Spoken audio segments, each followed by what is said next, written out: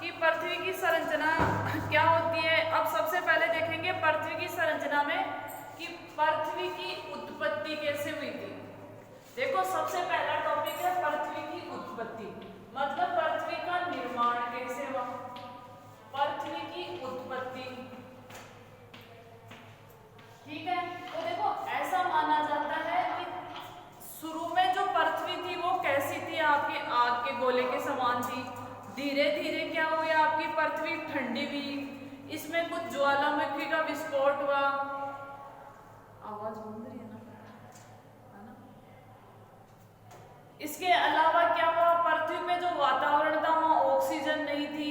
धीरे धीरे आपके हाइड्रोजन का निर्माण हुआ, फिर ऑक्सीजन का निर्माण हुआ और क्या बनी आपकी जलवाष्प। और जलवाष्प की वजह से धीरे धीरे पृथ्वी ठंडी हुई और पृथ्वी का क्या हुआ, आपका निर्माण हुआ।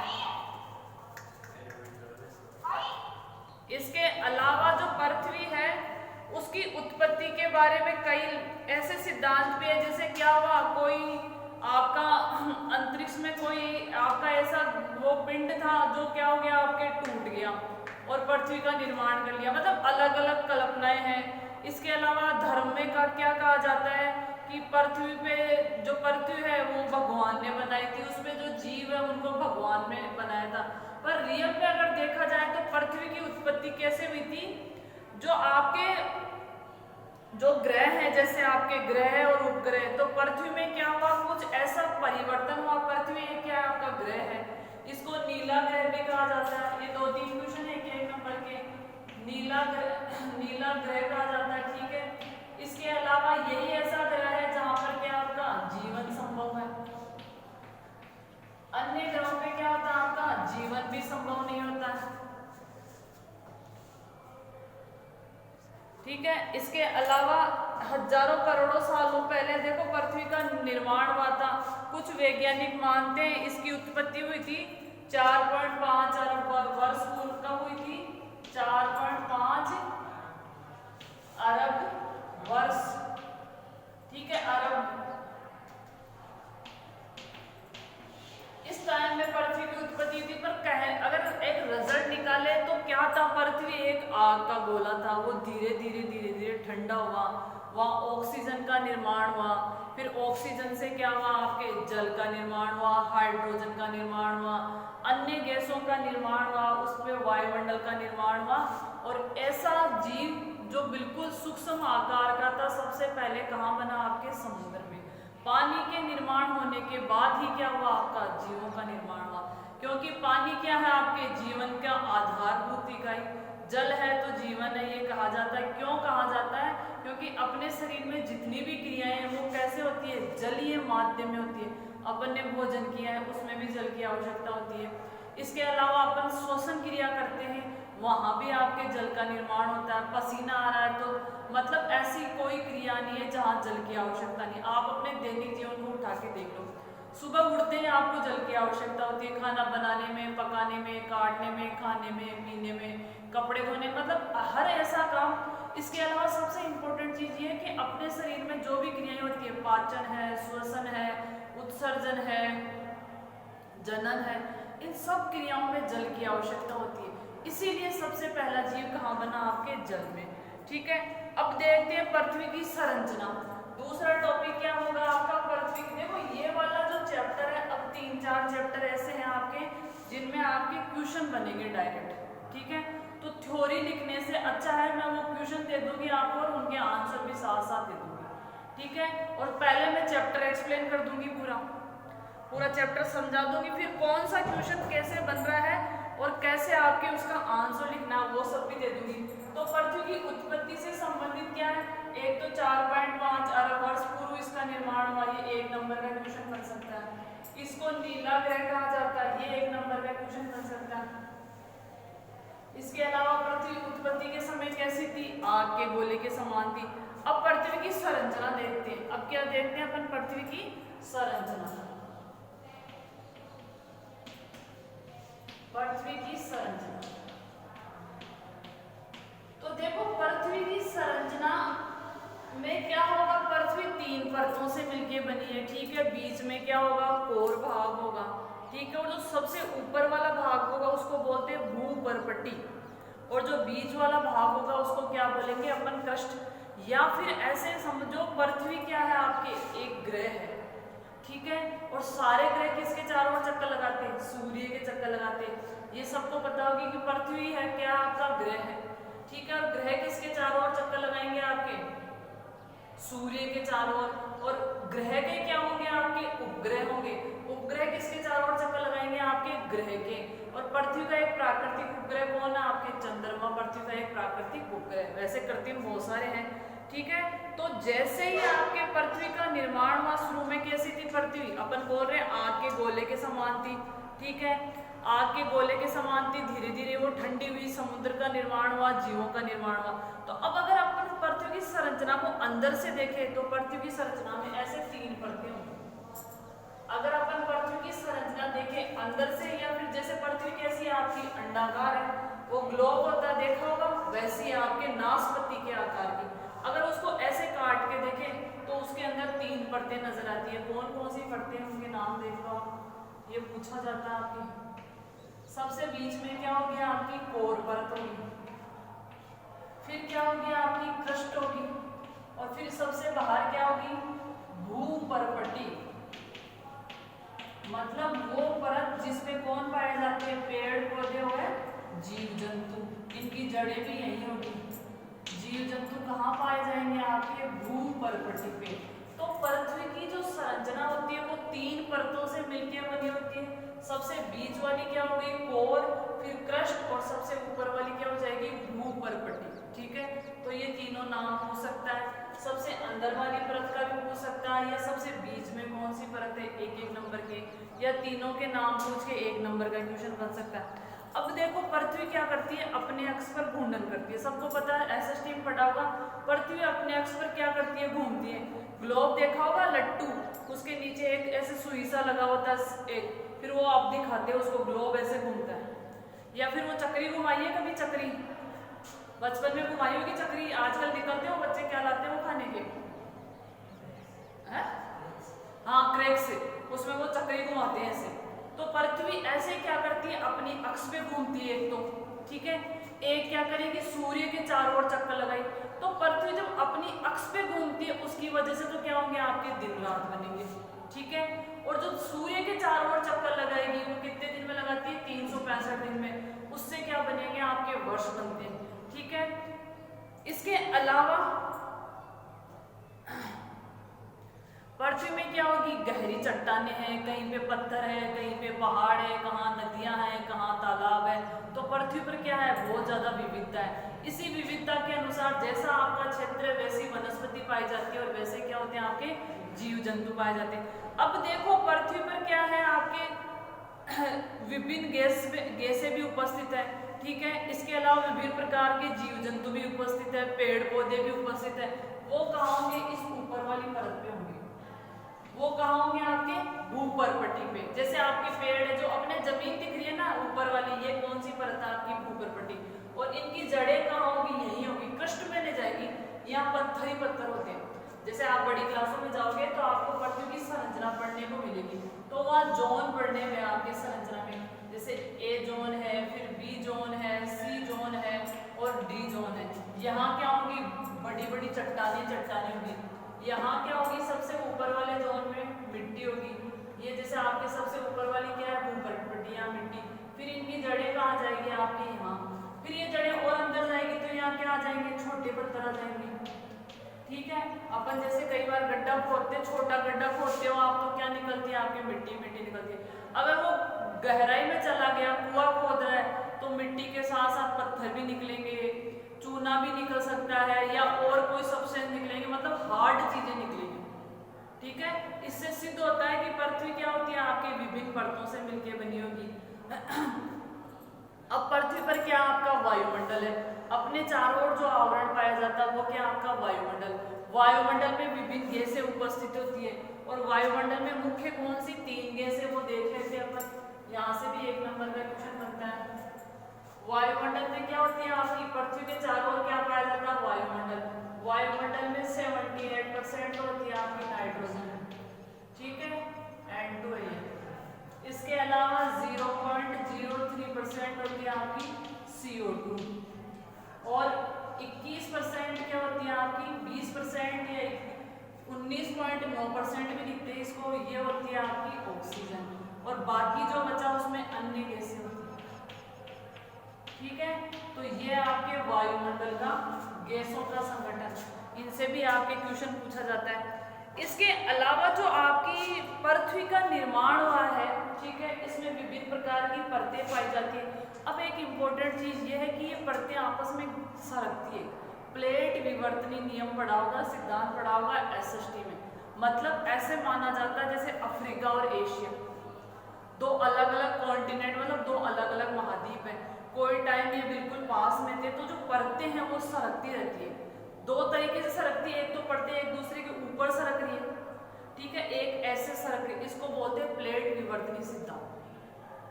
इसलिए पृथ्वी की जो आंतरिक संरचना उसमें परिवर्तन होता रहता है। जैसे आपके ज्वालामुखी क्यों आ रहा है, ज्वालामुखी आने का मेन कारण है पृथ्वी के अंदर क्या हो गया, दाब बढ़ गया।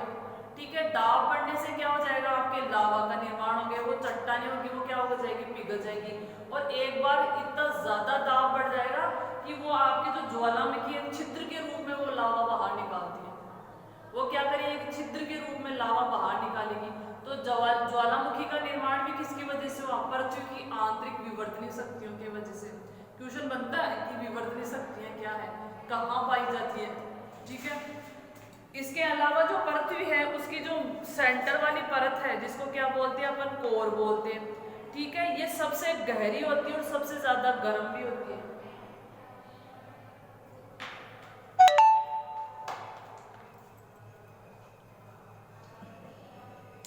जो ये बीच वाली परत है ये सबसे ज्यादा गहरी होगी, ठीक है, अंदर तक होगी।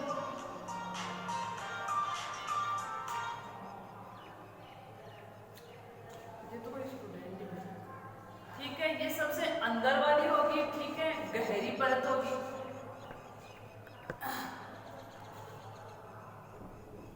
क्या हुआ, मैसेज आया बंद हो गया।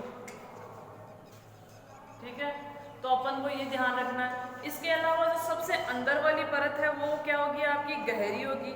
और इसमें क्या पाया जाएगा, आपके कुछ धातुएं पाई जाती है। ऐसा माना जाता है कि इसके सेंटर में क्या होता है, लोहा पाया जाता है। हेलो,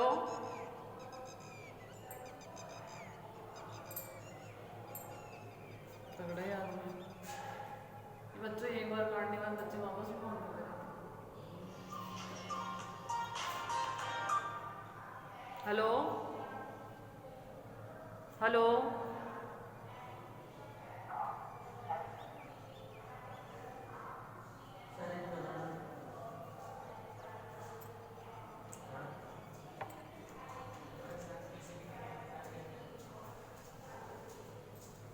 ठीक है, तो अपना कंटिन्यू करते हैं।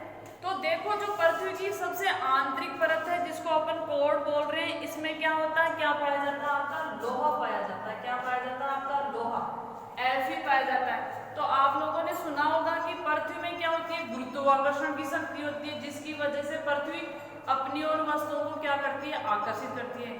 तो कोई टाइम में ऐसा माना जाता था लोहा है क्या आपके बीच में है, तो पृथ्वी में कुछ चुंबकीय शक्तियां होती है जिसकी वजह से सारी वस्तुएं क्या होती है, आपके पृथ्वी के अंदर आती है। मेन कारण क्या आपका, उसका गुरुत्वाकर्षण बल।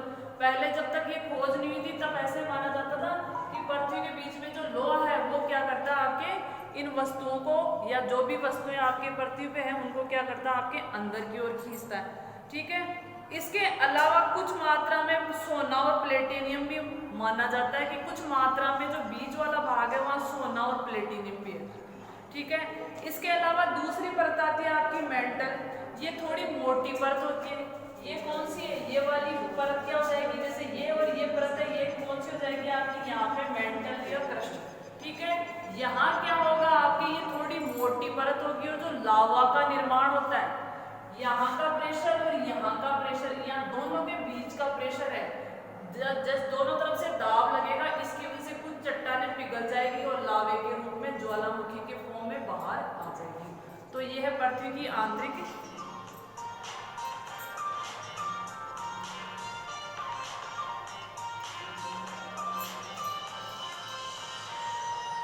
क्या चक्कर है इसका।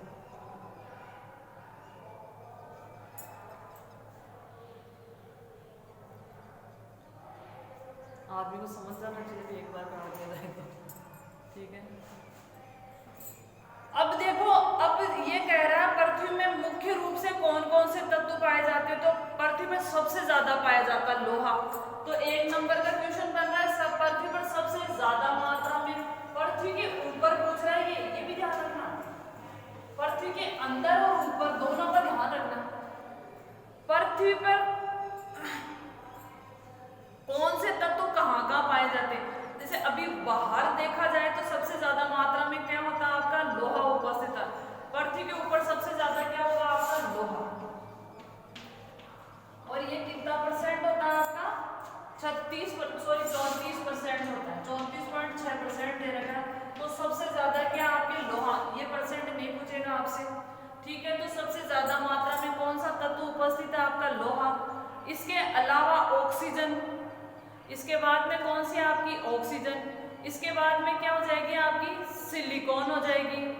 ऑक्सीजन के बाद क्या आपकी सिलिकॉन उपस्थित है, निकिल उपस्थित है। पर आपको ध्यान रखना सबसे ज्यादा तो लोहा है और दूसरे नंबर पर कौन है आपकी ऑक्सीजन। तो इन दोनों का ध्यान रखना, ऑक्सीजन और लोहा क्या आपके सबसे ज्यादा मात्रा में। अगर ये इजीली याद रह जाएगा तो कई बार ये ना पूछ के वो पूछ सकता है कि सबसे ज्यादा लोहा, सॉरी सबसे ज्यादा मात्रा में लोहा उपस्थित है तो दूसरी इससे कम मात्रा किसकी उपस्थित है, तो आपका जवाब होगा आपका ऑक्सीजन, ठीक है।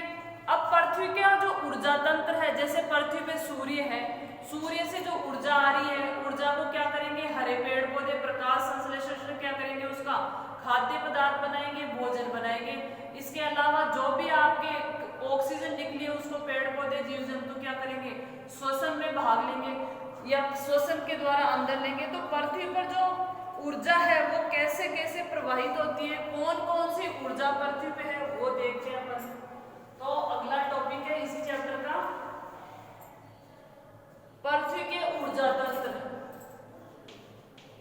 पृथ्वी के ऊर्जा तंत्र, देखो पृथ्वी पे जो ऊर्जा तंत्र है मतलब पृथ्वी के अंदर जो ऊर्जा निहित है या पृथ्वी के वातावरण में जो ऊर्जा है उसका कैसे उपयोग होगा, कहां से मिलेगी। इसके अलावा अपन देखते हैं कि सूर्य क्या है ऊर्जा का सबसे उत्तम स्रोत है। इसके अलावा पृथ्वी पे बहुत सारी ऊर्जा है, जैसे सूर्य से मिलने वाली सौर ऊर्जा, पानी से मिलने वाली, पानी से कौन सी ऊर्जा मिलती है जल ऊर्जा, ठीक है। पृथ्वी के अंदर जो तापमान है उससे क्या मिलेगी आपकी तापीय ऊर्जा, ज्वार भाटा आता है तो उससे भी ऊर्जा मिलती है। पृथ्वी के अंदर जैसे अपन गड्ढा खोदते हैं तो अंदर से गरम गरम निकलता है तो वो भी ऊर्जा होती है। तो पृथ्वी में बहुत सारी ऊर्जाएं निहित है और ये सारी ऊर्जाएं क्या करती है आपके विभिन्न कार्यों को करती है। जैसे सूर्य से जो ऊर्जा मिलती है उसको पेड़ पौधों ने क्या किया प्रकाश संश्लेषण में काम लिया और उससे भोजन बनाया, ऑक्सीजन बनाई। ऑक्सीजन पेड़ पौधे और जीव जंतु श्वसन में अंदर लेंगे और भोजन क्या कर लेंगे आपके शाकाहारी ले लेंगे, शाकाहारियों को मांसाहारी ले लेंगे, मांसाहारियों को उनसे ऊपर वाले। तो ये जो ऊर्जा है एक तंत्र से दूसरे तंत्र में जा रही है। जैसे आपके पेड़ पौधे हैं, ठीक है, पेड़ पौधों ने क्या किया प्रकाश संश्लेषण किया, पेड़ पौधों ने क्या किया आपका प्रकाश संश्लेषण किया और प्रकाश संश्लेषण से क्या क्या बना आपका, एक तो ऑक्सीजन बनी और दूसरा क्या बना आपका भोजन बन गया। अब पेड़ पौधों को कौन खाता है, भोजन पत्तियों में बन गया, वहां इकट्ठा हो गया। पेड़ पौधों को कौन खाएगा आपका शाकाहारी, पेड़ पौधों को कौन खाएगा शाकाहारी, ठीक है। शाकाहारियों को कौन खाएगा आपका मांसाहारी, शाकाहारियों को कौन खा गया आपका मांसाहारी और मांसाहारी को कौन खा जाएगा इससे बड़ा मांसाहारी। तो यहाँ से ऊर्जा किसमें गई इसमें, यहाँ से कहाँ गई इसमें, फिर यहाँ से कहाँ गई उच्च मांसाहारी लिख दो, टॉप कंज्यूमर उच्च मांसाहारी, ठीक है। अब क्या होगा जैसे ये मर गया, ठीक है, ये मर गया तो इसको कौन खाएंगे बैक्टीरिया, जीवाणु और कवक, जीवाणु और कौन खाएंगे आपके कवक खाएंगे और वापस क्या करेंगे ये अपना भोजन बना लेंगे, इसकी मिट्टी बना देंगे जिसमें जो भी तत्व थे प्रोटीन या फिर आपके जो भी हाइड्रोजन, कार्बन, नाइट्रोजन, ऑक्सीजन, वो सारी कहाँ मिला दिया आपके मिट्टी में। और मिट्टी में किसकी जड़ें होती है, पौधों की, वापस वो पौधों में पहुंच गया। तो ये एक चक्र चलता रहता है, इसको बोलते हैं ऊर्जा का चक्र। ठीक है। इसके अलावा जो आपके पृथ्वी है उसमें विभिन्न प्रकार के चक्र उपस्थित है, जैसे आपके समुद्र है, समुद्र में कौन सी ऊर्जा होती है, समुद्र में होगी जल ऊर्जा। समुद्र में उड़ता आपका ज्वार भाटा या जो लहरें उड़ती है वो ऊपर क्यों जा रही है, क्योंकि उनमें ऊर्जा है। तो उस ऊर्जा को संग्रहित करके भी आपके कई कार्य किए जाते हैं, जिसको जल ऊर्जा बोलते हैं। इसके अलावा जैसे हवा चल रही है, जिसको अपन पवन ऊर्जा बोलते हैं, उससे पवन चक्की चलाई जाती है, लाइट उत्पन्न की जाती है। तो इस तरीके से पृथ्वी में जो विभिन्न प्रकार की ऊर्जाएं हैं उनका उपयोग कैसे होता है और वो कहाँ से बनती है वो देखते हैं। तो पृथ्वी में कुछ शक्तियां होती है जिनको बोलते हैं विवर्तनी शक्तियां। मतलब पृथ्वी के अंदर, या ये कह सकते हैं पृथ्वी के अंदर जो ऊर्जा निहित होती है वो कुछ शक्तियों की वजह से होती है, और उनको बोलते हैं अपन विवर्तनी शक्तियां। उनको क्या बोलेंगे, विवर्तनी शक्तियां बोलेंगे।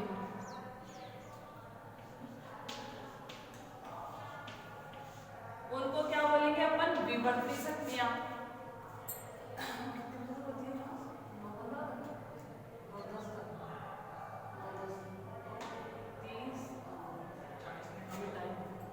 ठीक है, विवर्तनी शक्तियां। ठीक है, विवर्तनी शक्तियों को दो में बांट रखा है इसमें, आंतरिक विवर्तनी शक्तियां और बाह्य विवर्तनी शक्तियां। पृथ्वी में दो प्रकार की शक्तियां होंगी, आंतरिक विवर्तनी, एक होगी जो पृथ्वी के अंदर निहित होगी, दूसरी क्या होगी, पृथ्वी के बाहर होगी। तो एक है आपकी आंतरिक विवर्तनी शक्तियां,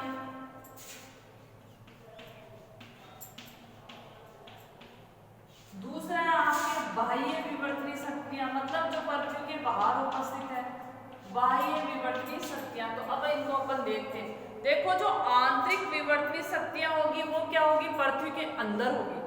जैसे पृथ्वी क्या हो रही है, अंदर से मैंने क्या कहा, प्लेटें होती है, पृथ्वी विभिन्न प्लेटों से मिलकर बनी है, तो वो प्लेटें आपस में सरक रही है। क्यों सरक रही है, क्योंकि वहां पृथ्वी में क्या है, सब विवर्तनी शक्ति है। ज्वालामुखी फूट रही है, यह आंतरिक विवर्तनी शक्ति का उदाहरण है। ठीक है, इसके अलावा कहीं से आपके गर्म झरना निकल रहा है या ठंडा झरना निकल रहा है, पानी अपने आप ऊपर से नीचे से ऊपर आ रहा है, वो किसकी वजह से आ रहा है, विवर्तनी शक्तियों की वजह। तो आंतरिक विवर्तनी शक्तियों में क्या क्या सम्मिलित किया जाएगा, जैसे आपके कहीं से आपके जल का प्रवाह हो रहा है, अपने आप पहाड़ में से जल निकल रहा है, ठीक है, वो भी आंतरिक विवर्तनी शक्तियों में आ जाएगा। इसके अलावा जो पृथ्वी है, जैसे उसमें महाद्वीप बने, समुद्र बने, तालाब बने, ये सब किसकी वजह से है, आपकी आंतरिक विवर्तनी शक्तियों की वजह से। तो सबसे पहले देखते हैं आंतरिक विवर्तनी शक्तियों में ज्वालामुखी। ज्वालामुखी का सबने नाम सुना होगा, और ये किसका उदाहरण है, आंतरिक विवर्तनी शक्तियां। मतलब पृथ्वी के अंदर क्या होगा, लावा इकट्ठा हो जाएगा, किसकी वजह से, आंतरिक विवर्तनी शक्तियों की वजह से, जिससे क्या होगा, चट्टानें टूट जाएगी, और चट्टानों का क्या लगेगा, आपके दाब लगेगा, दाब लगता रहेगा, और वो लावा क्या हो जाएगा, एक छिद्र के रूप में बाहर आ जाता है, और वही क्या कहलाती है, आपकी ज्वालामुखी। ठीक है, ज्वालामुखी में से क्या क्या निकलता है, आपका लावा निकलता है। ठीक है, ज्वालामुखी से लावा निकला, ज्वालामुखी जहाँ क्षेत्र होता है उस क्षेत्र, ज्वालामुखी क्षेत्र के आसपास कोई नहीं रहता, क्योंकि उससे इतनी ज्यादा गर्मी निकलती है। पर आजकल वैज्ञानिक क्या कर रहे हैं, उस हीट से, उस गर्मी से ऊर्जा उत्पन्न कर रहे हैं और उसका काम विभिन्न कार्यों में ले रहे हैं। इसके अलावा ज्वालामुखी से जो लावा निकलता है वो ठंडा होने के बाद क्या बन जाता है, आपका मैग्मा। ठीक है, या उस लावे को मैग्मा भी बोलते हैं, और उसमें क्या होते हैं, कुछ खनिज पदार्थ प्रचुर मात्रा में होते हैं। अगर वहां खेती की जाए, वो जब ठंडा हो जाए, वो जब गर्म होता है तो उसके पास कोई नहीं जा सकता, इतनी ज्यादा गर्मी होती है, उस गर्मी का उपयोग ऊर्जा के रूप में कर सकते हैं। ऊर्जा क्या है, आपकी एक तरह से हीट है, गर्मी है, उसका उपयोग करें। इसके अलावा जैसे वो ठंडा हो गया तो उसमें विभिन्न पदार्थ होते हैं, उनका उपयोग करके आप अच्छी खेती कर सकते हो, और भी कई खनिज पदार्थ निकलते हैं। अभी मैंने एक जगह पढ़ा था कि एक पानी की बोतल मिलती है 1 लीटर की, शायद 1 लीटर की है, उसकी कीमत है 6000 रुपये। उसकी कीमत है आपके 6000 रुपये। 6000 रुपये क्यों है, क्योंकि वो पानी कहाँ से लिया गया, आपका ज्वालामुखी से जो आपका लावा निकल रहा है, उसमें जो पानी निकल रहा है वहां से लिया गया। अब वो 6,000 रुपए का क्यों है? क्योंकि उसमें वो सारे मिनरल्स, वो सारे खनिज लवण होते हैं जो अपने शरीर को जरूरत होते हैं। पीने में वो अलग ही लगेगा, अपन पी भी नहीं सकते, ठीक है, उसका टेस्ट भी अलग होगा, पर वो इतना महंगा इसलिए क्योंकि उसमें ज्वालामुखी से जो जो भी निकलते वो उसमें होते, इसलिए वो महत्वपूर्ण है। ठीक है, तो ये था आपका ज्वालामुखी। ज्वालामुखी कुछ कैसे होते हैं, सक्रिय होते हैं जिनमें हमेशा लावा निकलता रहता है, कुछ आपके निष्क्रिय होते हैं। बाकी अपन कल देखेंगे। मेरा आज जल्दी टाइम हो गया क्या? हाँ, 5 नहीं 7 मिनट।